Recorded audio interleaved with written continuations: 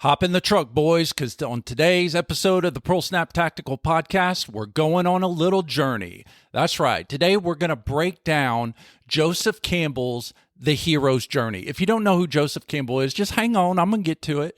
But anyway, he developed this motif or this theory that he called the hero's journey, and we're going to use it to explore how this mythic roadmap still shapes the challenges we face today, from fear and failure to growth and mastery and overcoming. Using legendary Indo-European figures, we're going to connect each stage of the journey to real-world applications. So there's lessons for guys in the military, law enforcement, or just anyone who's walking a hard road with a purpose. Along the way, we're going to capture some practical applications for resilience, mindset, and leadership. We're going to look at some mythic insights from some Norse and Greek heroes of old. We're going to dig into why the hero's journey still matters in a collapsing culture. But before we get to that, I want to give a shout out to our premium subscribers on Substack. I really appreciate you guys. I couldn't do this show without you. If you'd like to become a premium subscriber, just head over to the link down in the show notes. You can upgrade, and for less than the price of a number 2 meal at McDonald's, you can get all the episodes that we have, plus premium exclusive content only. Hey, and the best thing is, it won't make you fat. It'll make you a sensuous Tyrannosaurus Rex, just like me. So, all right, gang, let's get on with it. We're starting out still recorded live from an undisclosed location south of the Mason-Dixon line. It's Pearl Snap Tactical, and we're starting right now.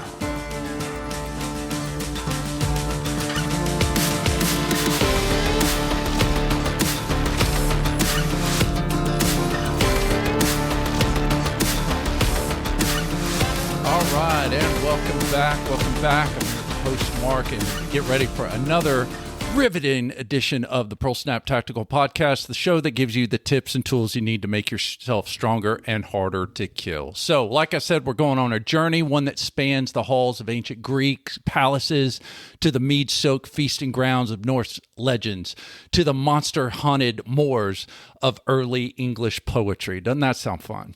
So we're talking about the hero's journey, and this is a timeless pattern that weaves through most of your myths and stories and human experiences that you'll find. And if you've ever felt like you were called to something greater, like you're wrestling with something that's bigger than yourself, whether as a soldier or a police officer or just a family protector or just trying to live your life with purpose, this episode is going to be for you. We owe a lot of our understanding of the hero's journey to a man named Joseph Campbell. He was a professor of literature who spent his life studying mythologies from around the world. In his groundbreaking book, The Hero with a Thousand Faces, Campbell argued that heroes across cultures share a similar path, a monomyth, if you will. The journey of a hero, he said, and it's really a journey about all of us.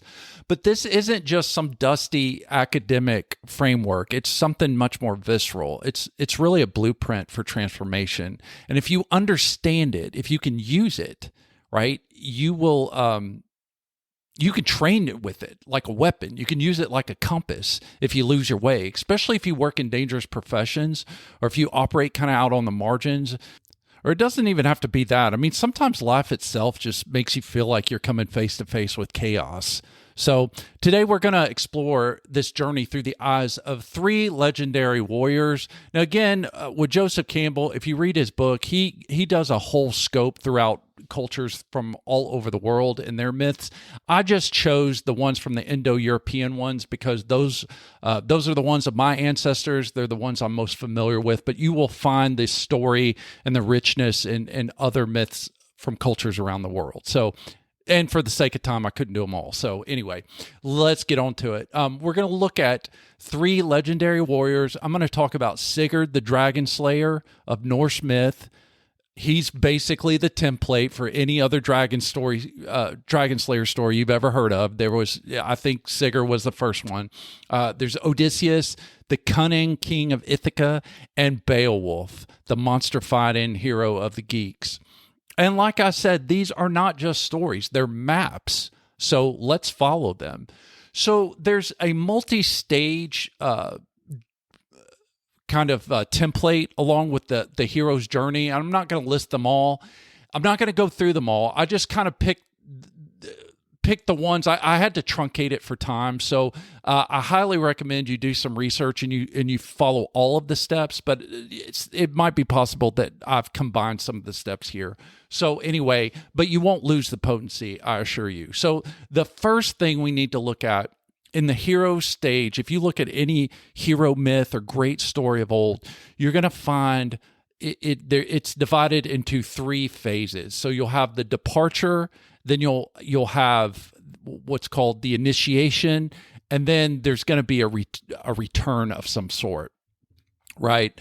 And then within those, there's subdivision. So let's start out with the first step, and that is the call to adventure.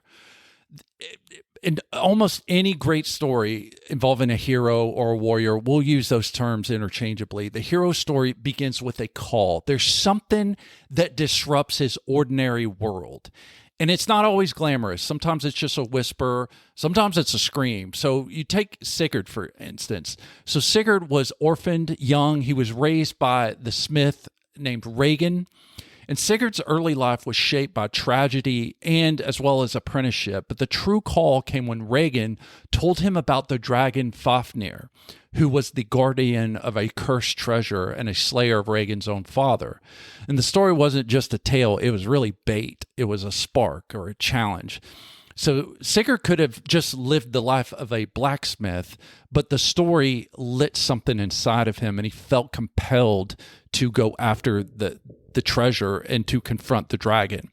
And another story of Odysseus, I'm sure everyone's heard of the Iliad and the Odyssey, right? So the warrior Odysseus, meanwhile, while Sigurd chose the adventure, Odysseus had it forced upon him. As king of Ithaca, he was clever, he was comfortable, he really had no desire to leave his family for war, but he was bound by an oath to join the Greeks in their siege of Troy. So his call came more in the form of a duty and obligation. So his honor and past decisions kind of involved him into a decade of war, which you can read about in the Iliad. Beowulf, who I've mentioned more times than I can count on this podcast, came his adventure, or his call to adventure, came from as a messenger from afar. So across the sea, in the mead hall of King Hrothgar, a monster named Grendel was devouring Hrothgar's men in the night. So Beowulf, young and untested, he heard the call and he crossed the sea, not just for wealth, but also for glory and out of duty. He sought a name worthy of song. And so the call of adventure always, one thing we see here is that the call of adventure always demands something of you. It's going to demand courage, sacrifice, and you taking some kind of action. And in the modern world, it's not going to come in the form of a dragon. It could be something like a deployment order. It could be some kind of personal crisis or a breakdown. But it's a decision that comes that it can't be undone. I've had this several times when I was on the road doing training courses, particularly law enforcement courses, but I've had it even on the civilian side too. But, during the breaks or whatever, someone would come up to me and they would always ask questions about like, how did you get started, what you were doing? I think that's cool. I want to do that too. I feel like I could do so much more than what I'm doing now. I've in my own profession, whatever it is, patrol cop or detective or wherever they found themselves, they're like, I've been there, I've done that. I'm ready to do something else. That, my friend, is the call to adventure. I mean, that is it. These stories playing out in real time in your life. If you've ever found yourself in your ordinary life, in your ordinary world, but you're pining for something, there's something inside of you burning to do it. Maybe you don't even know what that is. Or maybe you do. Maybe you do have a dream or a vision for a new career or a new accomplishment or a new goal, whatever it is. That is the call to adventure. So the question is, are you going to accept the call or are you going to refuse it? And refusing the call is it can be a second step in this journey. It doesn't always happen there, but it does in some of the stories. So let's talk about it. Not in these stories, not every hero will accept the call right away because there is fear. There's fear of failure. There's doubt, right? Maybe the hero doesn't feel like he has the skills and the knowledge and the experience to tackle something, a challenge that great, or it's duty to a family, some type of obligations there at home, and it creates a hesitation within himself. And oftentimes what you'll find in this story is that when the hero refuses the call, usually something bad happens to force him into the call to adventure, to answer the call anyway. He usually ends up suffering or experiencing some kind of turmoil. So let's look at Odysseus. So Odysseus famously pretended to be insane to avoid going to war. In one story, he yoked a donkey and an ox together to plow a field with salt, right? And only when his infant son was placed in the front of the plow did he drop the act and accept the call. It's a stark reminder that the hero's path collides with a personal cost. It's going to cost you something to answer the call. Sigurd, on the other hand, he doesn't show a whole lot of hesitation, but we know he questioned Regin's motives, and there's wisdom in that. The path forward might be laced with betrayal or half-truths, even from mentors, right? Or even people that seem to have your best interests at heart, right? Or maybe it's you're unsure of yourself, but you just want to find out some more information. You don't feel like you're exactly saying no to it, but you just want to know more. But there's that hesitation might fit into this category too. But for those of us in law enforcement, military service, or just protectors on the home front, right? The refusal can come in subtle ways. So ignoring signs of burnout, right? Avoiding necessary changes that you need to do, or how about this one? Clinging to a version of ourselves that we've outgrown. How many people do you know that are still trying to live out their high school glory days or their military career, and they're always talking about the old stories. They're always talking about their war stories, but they don't have anything new that they're talking about, right? They haven't done anything new. Just something to think about. So that's refusal to the call. But for those who do answer the call, along the way, somewhere in this story, the hero is going to have to find a mentor. The mentor is the guide. This is someone who arms the hero for the unknown. Because like we said at the outset, regardless of whether he refuses the call or he answers it, there's still something in him that is lacking. There's a certain amount of knowledge, experience. That's why oftentimes in these stories, the heroes are young, right? Because they might be naive, right? Or haven't honed their skills to where they need to be. So they're always going to be a little inadequate for the challenge. So think about you and your life right there. If you answer the call, there's always going to be a part of you that's a little inadequate, right? If it's something that's challenging to you, or if it's something that causes doubt or hesitation. And that's where the mentor comes in. So Sigurd had Regin, and Regin, even though he's kind of a dark mentor who later tried to betray him, on the outset at least, he did teach him the arts of smithing, swordplay, some lore, some things that were important for him to know, and he passed that knowledge along, even though he had his own agenda in mind. But still, Sigurd forged the sword Gram, right? And he learned the dragon's weaknesses, and he prepared for battle against Fafnir, right? Odysseus had the goddess Athena, right? The goddess of wisdom and war. She didn't walk beside him every day, but her influence was guiding him at key moments, offering disguises, counsel, or divine insight. And then Beowulf's mentorship is a little less obvious, but it's still there.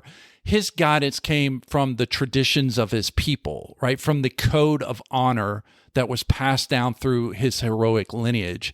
And he's also mentored in the story itself by the legacy of the warriors before him.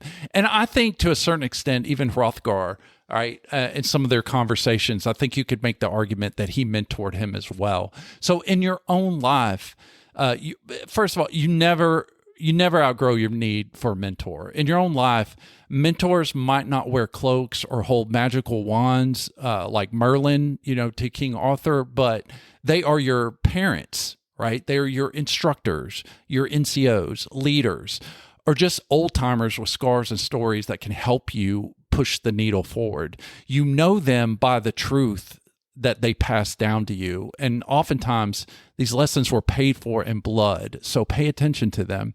And like I said, no matter how old you get, you never outgrow your need for a mentor.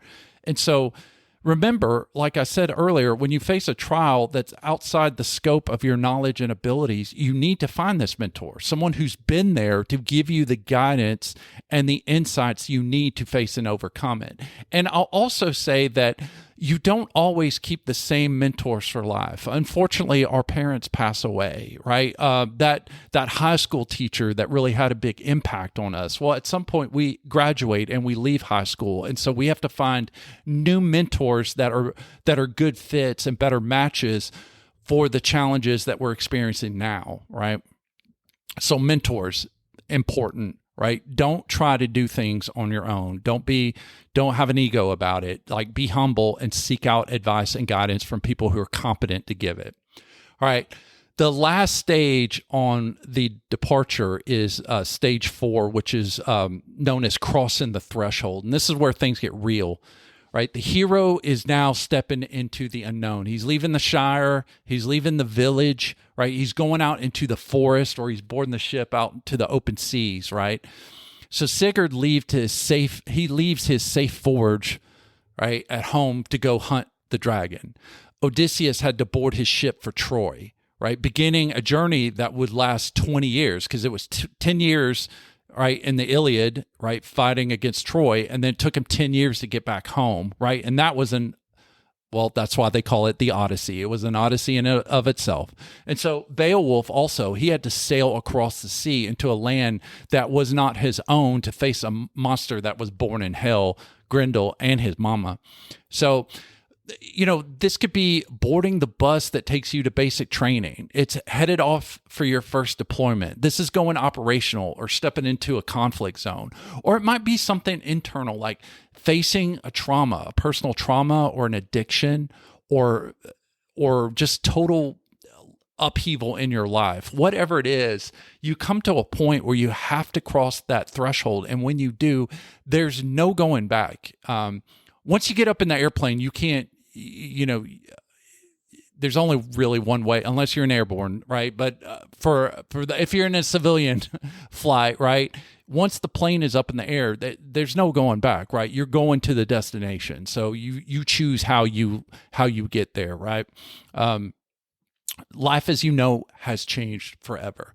All right, once we get past there and the hero has decided, and you have decided, whatever this challenge is, your call to adventure is, right? Once you've crossed the threshold, now you begin to experience the initiation, right? This is where you change as a person. The journey itself begins to change you by the experiences that you pick up. And so this stage is the heart of the journey in any of the stories. It's the crucible where the hero's tested, he's refined. It's not the ultimate conflict, right, that happens at the end of the story, but oftentimes there's several trials, maybe even smaller foes that he's got to face in order to test him, refine him, and to shape him. So for those in uniform, these could be your deployments or schools that you go to, right? It shifts that you test your patience and your grit, and the moral challenges that force you to choose between what's right and what's easy.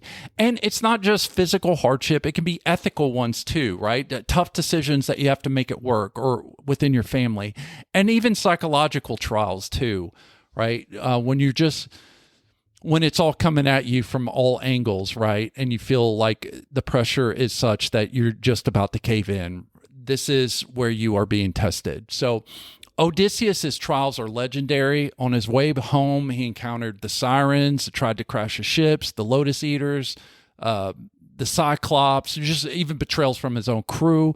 And each trial reveals more of who he is, right? It reveals and it tells us what's inside of the man. It tells us his strength, his weaknesses, his fears, his shortcomings, right? And also his noble spirit. And likewise, Sigurd, must not only slay Fafnir, but he's also got to grapple with the betrayal, right, of Regin, his mentor, who had plans to kill him and steal the treasure. So Sigurd anticipates this, and that's a quick hand way. There's much more to the story. He ends up drinking some of the, or tasting some of the dragon's blood because they're cooking his heart. And when he does, all of a sudden he can hear the language of birds, and there's these two birds talking up at the tree that are telling him that Regin has plans to kill him, and he understands them. And really, that is a metaphor in and of itself of just being tied to your intuition and to your nature, right? Birds are, there's a whole motif on that, but I don't have time to get into that too. So we'll save it with, he anticipates the betrayal and he slays Regin first, and it's a grim moment for sure, but one that reflects a common reality for warriors, and that's sometimes the enemy is a little closer than you think. So, and then there's Beowulf, right, who enters the hall of Heorot, right, to battle the monster Grendel, and later Grendel's mother, and she was a monster too, right? And finally, the dragon. He himself fights a dragon in his old age, right? And that happens at the end of the story, and that's the culminating event, right? When he's become this old, wise sage king, right? He goes out and battles the dragon. So each fight is harder than the last, right? And doesn't that sometimes seem like life itself, right? Right? You handle one trial, and then there's one right afterwards, and it seems even harder than the one before. So each one reveals a new layer of Beowulf's character. It reveals to us his bravery, his pride, right? His aging body, right? I'm experiencing that now with myself, right? And ultimately, his willingness to die protecting his people, right? These are stories that show real trials don't just test your body. They strip you down to the core, and they ask, who are you really, right? Have you experienced that moment, right, where you've had a trial or pressure on you that was so great that you really begin to even question, what is it all for? What is this? Who are you? Who am I really? Right? All right. As you go along the way, right, you have trials, you find allies that help you in the form of mentors or comrades or whatever that help you shoulder the burdens. And then you find enemies as well, right? The next stage then is approaching the inmost cave. Now, when we come to this is one of the most quietly profound stages in the hero's journey, is approaching the inmost cave. It's not just a physical place. It's the threshold before the deepest confrontation. This is the edge of the abyss. It's the moment right before the hero has to face what he fears the most, right? And this is often misunderstood because it's not yet the ordeal. It's the buildup to it. It's the gathering the courage, the reckoning, the preparation. It's the moment when the hero looks down into the black maw of the unknown and feels the full weight of what is coming, right? So let's look at Sigurd first. So after forging his mighty sword, Graham, and learning of the cursed treasure guarded by the dragon Fafnir, Sigurd prepares. And he doesn't rush in. He listens to Regin's story. He learns about Fafnir's habits, right? And what he does is he digs a trench, right? And he lays in it so that when in the path of that the dragon would come through, sets an ambush, basically. Textbook, right? So he digs this trench and he lays in it. And so when the dragon passes over him, he strikes him in the soft underbelly, right? And so there he is. He's lying in wait. He's alone, because ultimately in these challenges, it doesn't matter if you've got someone to your left or your right, especially in life's challenges, you do have that sense oftentimes where you very much are alone, right? I know when I was running my business several times, it doesn't matter how many people you talk to, or even other entrepreneurs or anything like that, or people who've experienced some of the same struggles that you have, it's still very much a road that you walk alone, right? So, and I'm sure you have those challenges too, where you feel like you are alone, because you are, right? And so there he is in the dirt, his heart pounding. He's knowing that if he fails, there's not a second chance. He's not going to get a second pass at the dragon. It's everything's hinging on this. And so the cave, in this case, is literal. It's the lair where the monster shaped by greed was transformed into something unnatural. But symbolically, it's Sigurd preparing to face a force far greater than himself and all that that implies. Right, so let's go to Odysseus. So this moment comes before he descends into the underworld. So he's already endured storms and loss, but now Circe, who's this witch, tells him the truth that he has to seek the wisdom of the dead, and not just battle monsters, but he's got to consult the ancestors, so to say. So this is ancient, right? It's raw, but before he enters Hades, he's got to prepare some sacrifices, and he has to confront his own death, right? And to face the guilt of all he's lost. It's not action yet. It's preparation for a confrontation with memory, with legacy, regrets, and fate itself, right? And then there's Beowulf later in life, like I alluded to earlier. He, at this point, at the end of the story, he's an old king, right? He's got his kingdom. He's the aged, wise, sage king, right? He's no longer brash like he was in the first part of the story. He's not this brash youth that's tearing Grendel limb to limb, right? This dragon has awakened in the twilight of his years, and it's a force of ancient vengeance. So before entering the lair, he gives a speech to his men, and he remembers his past victories, right? He understands that this might be his last final battle, and turns out it was, right? And there's an aching sobriety in his tone. He doesn't rush in. He's not brash like he used to be, right? He knows what's coming, and he approaches the cave as a man who's walked this path before, but the stakes have never been this high. So in modern parallels, like in our world, the inmost cave can be the courtroom, right? For you prosecutors out there, it could be a funeral, right? It could be the hospital room, or it could be that dark hour before a major raid or a mission. It might be the moment before you confront a broken relationship, right? Or just confronting yourself in the mirror, right? It's not the fight. It's the silence before the fight, right? It's that place where you make your last preps before your final stand. It's the hour you pray, you check your kit, you write that letter home just in case you don't make it. It's that internal review. And that's where your demons are going to speak the loudest. And that's where your faith in your strength, or your faith in yourself is tested, right? So approaching the inmost cave is where the hero, he's got to pause, not out of hesitation, but because something sacred is about to happen. Something sacred is at hand. And it's not just physical danger. It's the emotional, the spiritual, the moral weight of what lies ahead. So it demands readiness, ritual even, reflection, and sometimes solitude, but always it requires courage. So you have to ask yourself, what cave are you standing before right now in your life? And are you ready to enter it? If you are, this is where we find the final culmination of the story. This is the ordeal followed by the reward. So the ordeal is the deep descent. It's the moment of symbolic death and rebirth. It's where the hero goes through something that is so harrowing that he's forever changed.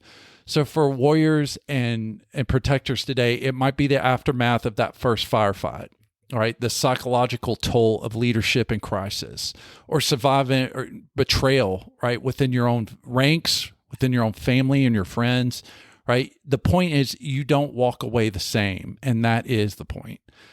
So Sigurd, after slaying Fafnir and Regin, gains not only the dragon's hoard, but also, like I said earlier, he understands the language of birds, and that's a metaphor for wisdom, right? He's steeped into a new level of awareness, right? Something has changed in him that has forever changed, right? But it does come with a cost, because now he's a marked man, and he's drawn into a series of other adventures. And when I say adventures, sometimes that word, hey, adventure, it's like something really fun, but not always, right? It can be kind of grim. It can be tragic. It can be doomed, right? That is also very much part of the story, and also very much part of our lives, right? With Odysseus, his ordeal is long and complex. Perhaps the most emotional moment comes when he returns home to reclaim his household from all these treacherous suitors that are trying to get with his wife, right, while he's been gone. It's not like a glorious battlefield like in the Iliad, right? It's domestic. but it's just as deadly. And he's got to hide his identity. He's got to gauge the loyalty of the people in the room. And when he gets ready to strike, he's got to do it with precision. So the reward isn't just treasure, it's restoration of his kingdom and reunion with his wife and son. But the real reward, right, is peace, but it's peace that's earned through fire. All right. Then we have the return, right? That, or another way of putting, I think Joseph Campbell put it as like bringing home the elixir or the boon or the treasure, or well, there's something that you gain from this journey, right? If you successfully pass the test or the ordeal, right? You have something new that's with you. In these stories, oftentimes it's like a new weapon or some treasure or the Holy Grail, or it's something physical, but those are really metaphors for something that's internal within us. Now, here's the thing most people miss about the hero's journey, that it's not just about the hero, not really. The journey doesn't end when the monster falls or the crown is won. The final leg is the return, and the hero has to bring something back, not for himself, but for others. It's some gift, some wisdom, some hard-won truth that can benefit others. But returning home, that oftentimes in a story, that's the hardest part, right? For Odysseus, it takes 10 years to get back to Ithaca. And when he does, it's not a hero's welcome, right? His house is overrun by these swarmy suitors who've trying to take his wife and his throne, right? His return is filled with tension and strategy and hidden identity. I mean, this dude is worn out over like 10 years of trials and tribulation, and then he gets home, right, where he wants to just chill, relax, be with his family, and now he's got another fight on his hand, right?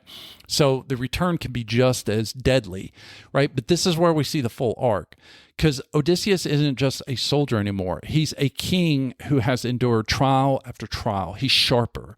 He's more restrained. He's wiser, right? And his kingdom is restored not just by brute force alone, but by the clarity of his mind and the control over his emotion, right, in his internal state.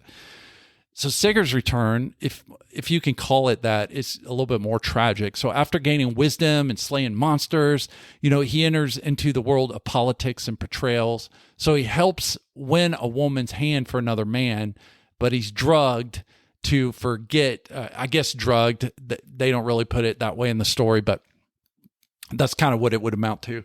But he's kind of forgets the love of his own life, and eventually he's betrayed and murdered by those that he thought were his own allies. So it's not a very happy ending, but it's profoundly mythic. It tells that great power, great wisdom doesn't guarantee a smooth ride, right? Nobody's going to give you anything. So sometimes bringing back the elixir puts you into conflict with the world as it is. And again, remember, these hero stories are on the extreme, right? So it's not that you're going to, come home from a deployment and then your, family or friends are going to try to off you when you get back and take your SGLI money.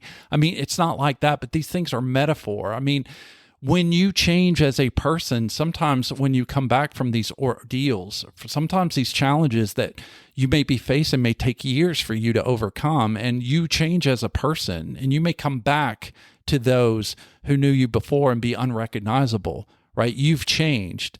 And maybe you're not a good fit with that old crowd anymore. Maybe you feel like a stranger to them because they don't understand you and you don't understand them anymore. And that is, there's the beauty of the transformation that takes place with you, but can be an unintended tragic consequence of it too, right? Beowulf, on the other hand, he returns to his homeland and he becomes a king, right? He rules in peace for 50 years. But even in his old age, right, the call comes again, right? I mean, there he is, 50 years of peace, but that doesn't guarantee that he's going to go out that way, right? And so the call to adventure comes again, and that's when the dragon is threatening his people. So rather than send someone else to face it, he understands that this is for him, and so he rises one final time to face it. And he wins, but the battle kills him, right? He's mortally wounded, right? And his return ends with sacrifice, but also the boon he gets is with honor, right? He dies as a protector. He's fulfilling his duty to himself, but most importantly to his people to the very end, right? And that's why we're still talking about him today, right? In these myths, we see the full circle. The hero leaves, he's transformed, and he returns, not to bask in glory, but he's there to serve others. He's there for the benefit of his people, right? So think of that in terms of what's going on in your life, right? When you come back with something to give to those that are part of your tribe or your community, right?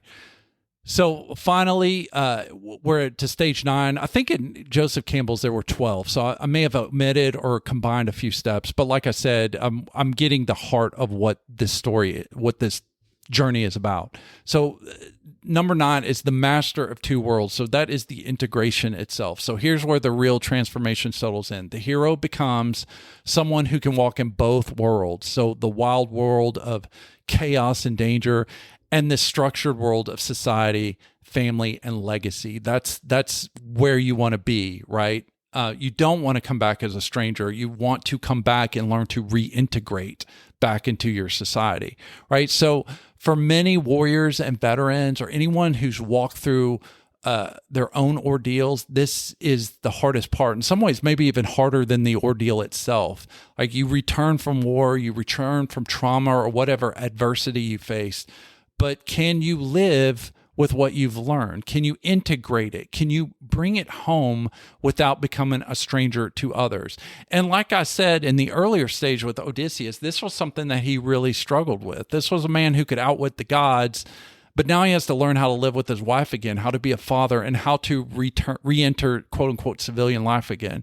So the myth doesn't pretend to be easy. That's the whole point of these stories, right? They're not easy. They're larger than life. Sometimes our challenges feel larger than life. They seem bigger than we can handle. And that's why these heroic epics and sagas are so important, because these are stories that are told at the extreme, right? You don't get bigger than a fire-breathing dragon, right? But that is there as a metaphor to show you the gravity of the situation you're facing, right? And the lesson here is about the integration. You're not supposed to forget what you went through, right? You're supposed to grow from it, right? You're supposed to become someone who carries with the fire without burning down the world around you, right? So why does all this matter anyway? Why are we talking about this? And that's because the hero's journey is not just an ancient storytelling device, right? I really kind of get high center when I hear like people or scholars or people in academia just kind of pontificating on these stories as though our ancestors were just a bunch of dumb miscreants that were sitting around a fire getting loaded on hooch, listening to stories because they didn't have Netflix, right? And while I'm not denying the fact that these stories were told and performed in a way that were entertaining, that was not the point, right? It was a blueprint for these warriors to mimic, right? This was the protocol. This was how you behaved, right? These were the things and the ideas that you strove for.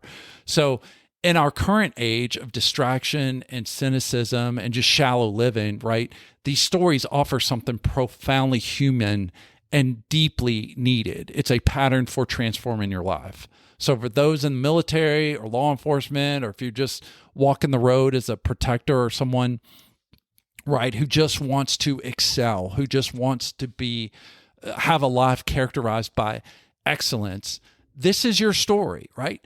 The call to adventure, it's your enlistment, your badge, your first oath, right? You becoming a father, right? Or finding out you're going to be a father, or you're getting married, whatever it is, right?